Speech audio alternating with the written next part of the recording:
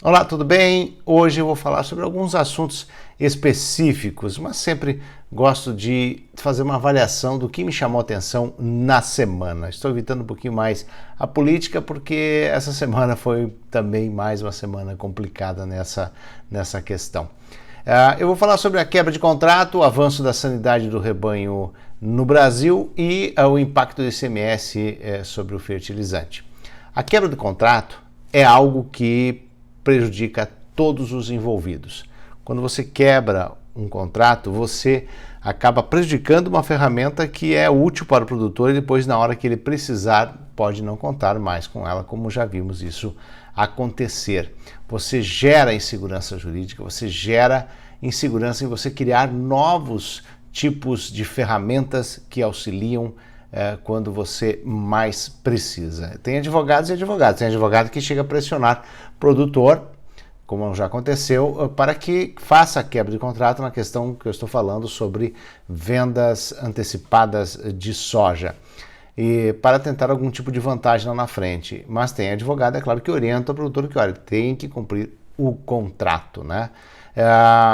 Então, achando até um exagero a questão da Abiov, que criou uma ferramenta para fazer o monitoramento desses contratos, da entrega dessas vendas, da possibilidade de haver aí uma quebra de contrato e não entrega do produto. Essa ferramenta de monitoramento não vai violar dados, vai ficar apenas dentro do contrato, apenas em relação à quantidade que está sendo entregue, mas não vai abordar a localização da propriedade ou outros detalhes da transação. Vai servir como parâmetro para não deixar as tradings na mão, como aconteceu em 2004, já aconteceu isso, dessa questão de você, como está acontecendo agora, né? No começo, quando você fez o acordo de venda antecipada, era um preço e agora chega, em alguns casos, até o dobro do preço que estava lá. Então, na hora que você vai entregar, o mercado hoje está bem mais favorável em alta, né?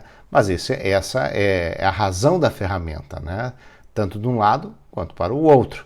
E nesse momento, então, a orientação é para que não se quebre um contrato que pode prejudicar. O que aconteceu em 2004, quando houve a quebra de contrato, de muitos contratos de produtores, ficaram 2 anos sem ter como fixar o preço antecipadamente, porque as tradings recolheram aí e pararam de fazer negociação antecipada com medo de levar novamente um calote e uma quebra de contrato. Aí você não tem a liquidez, a soja deixou de crescer aquelas 2 safras e agora então tem essa preocupação. A inadimplência é baixíssima, muito baixa mesmo, segundo a própria Abiov, André Nassar falou sobre isso, e a preocupação este ano é porque 60% da safra foi vendida antecipadamente até janeiro, para se ter uma ideia. Então o volume é grande e você tem uma diferença grande de preço na hora que contratou para a hora que está agora o mercado sinaliza. Mesmo entidades dizendo que há um exagero nisso, mas está posto. Vimos isso também em relação ao seguro rural. Está havendo uma conscientização dos produtores sobre a importância da questão de cumprir os acordos, tem uma conscientização do que é em relação ao seguro rural. Só começou a crescer quando os produtores começaram a entender que você faz um seguro como faz um seguro de carro. Você faz para não utilizar, mas quando precisar, você vai ter o seguro para evitar uma quebradeira, né? Então você pode conseguir no futuro, com essa questão desse elo de confiança, você vai cada vez mais barateando o preço do seguro. Então é assim que funciona, é uma relação de confiança para você não quebrar o contrato, não quebrar esse elo de confiança, né? Outro assunto é sobre a busca pelo status de livre de febre aftosa sem vacinação, como Santa Catarina, que já tem isso há 13 anos. E agora, no ano passado, o Ministério da Agricultura já tinha, para alguns estados, já liberado o status de livre de febre aftosa sem vacinação. Paraná, Rio Grande do Sul, Rondônia e Acre, além de 2 regiões do Amazonas e do Mato Grosso. Estão mais próximas de alcançar isso internacionalmente, porque a OIE já deu um parecer favorável, mas vai entrar então Esse parecer vai ser avaliado na 88ª Sessão Geral da Assembleia Mundial dos Delegados da OIE em maio do ano que vem. É sempre no mês de maio que acontece essa homologação, essa questão de essa avaliação, e aí teremos então um avanço com esse status que permite você ampliar as exportações, muda muito em relação a isso. É um avanço, com certeza. Outro fato da semana foi sobre a renovação do convênio ICMS 100, que deveria incluir todos os insumos agropecuários, mas deixou de fora os fertilizantes. O Brasil importa 38 milhões de toneladas de fertilizantes e produz aproximadamente 8 milhões de toneladas, né? E os tributos vão ser escalonados de 1% até chegar em 4% em 2025. As entidades brigaram muito para que isso não acontecesse, para que todos os insumos fossem contemplados, mas a briga vai continuar então para tentar reverter a questão dos fertilizantes, tão importante para a agricultura brasileira.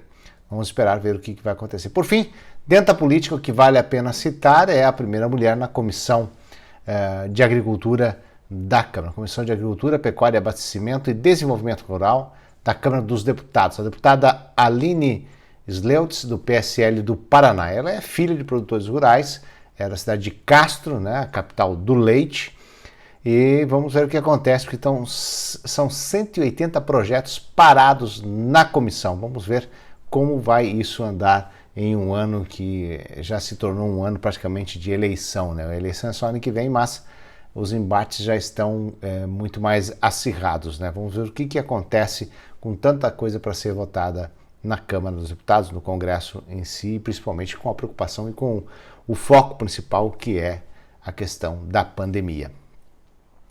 Bom, para encerrar, né, a política está bagunçada mesmo, né? O fato dessa total harmonia entre os poderes ficou muito claro essa semana, a questão da insegurança jurídica. E prefiro dizer também que fiquei chateado que um desenho animado que eu assistia muito na infância, o Pepe Le Gambá, acabaram cancelando. Eu nem entendo essa questão do cancelamento. Parece que os caras ficam procurando aqueles desenhos antigos para ver se tem alguma coisa para tirar. Na época, com a infância, você nem tem essa sexualização do desenho animado. Era divertido, apenas era divertido, mas cancelaram então o Pepe Le Gambá. Era simplesmente assim, era como Tom e Jerry. Então, acho que implicar com os clássicos é falta do que fazer. Até a próxima!